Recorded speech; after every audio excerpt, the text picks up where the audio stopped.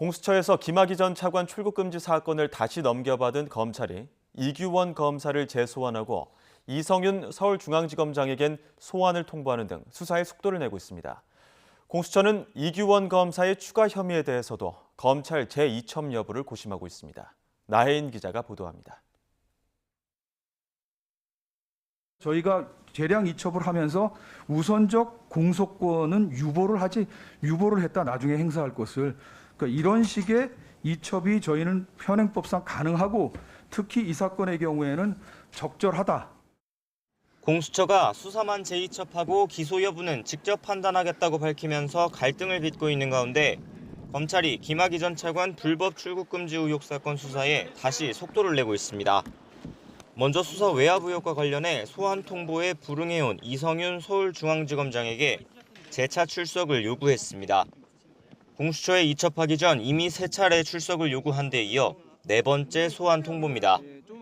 사건을 돌려받은 지 닷새 만에 김 전 차관 긴급 출국 금지를 요청했던 당사자 이규원 검사도 다시 불러 9시간 넘게 강도 높은 조사를 진행했습니다. 현직 검사 피의자들에 대한 수사가 빠르게 진행되면서 이제 관심은 이들의 신병 처리 방향에 쏠리고 있습니다.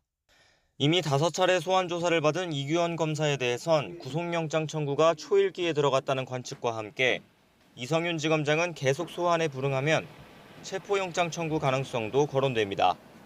다만 이규원 검사는 이와 별도로 공수처에 또 다른 사건이 넘어가 있는 상태입니다. 재작년 대검 과거사 진상조사단에 소속돼 김학의 전 차관 성접대 의혹을 조사할 당시 건설업자 윤중천 씨 면담 보고서를 허위로 쓰거나 외부로 유출했다는 의혹입니다. 그동안 서울중앙지검이 수사해왔는데 고위공직자 범죄에 해당하는 혐의만 추려 공수처로 넘겼습니다.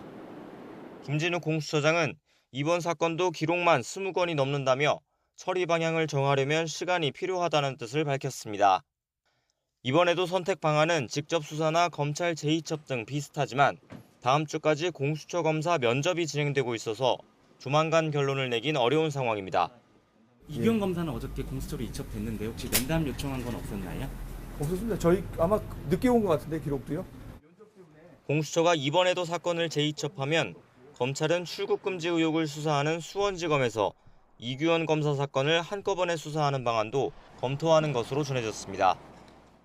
공수처의 조건부 재이첩 방침을 둘러싼 신경전이 여전히 이어지고 있는 가운데 검찰은 공수처가 조직을 구성하기 전까지 김 전 차관 수사에 계속 고삐를 잴 것으로 보입니다. YTN 나혜인입니다.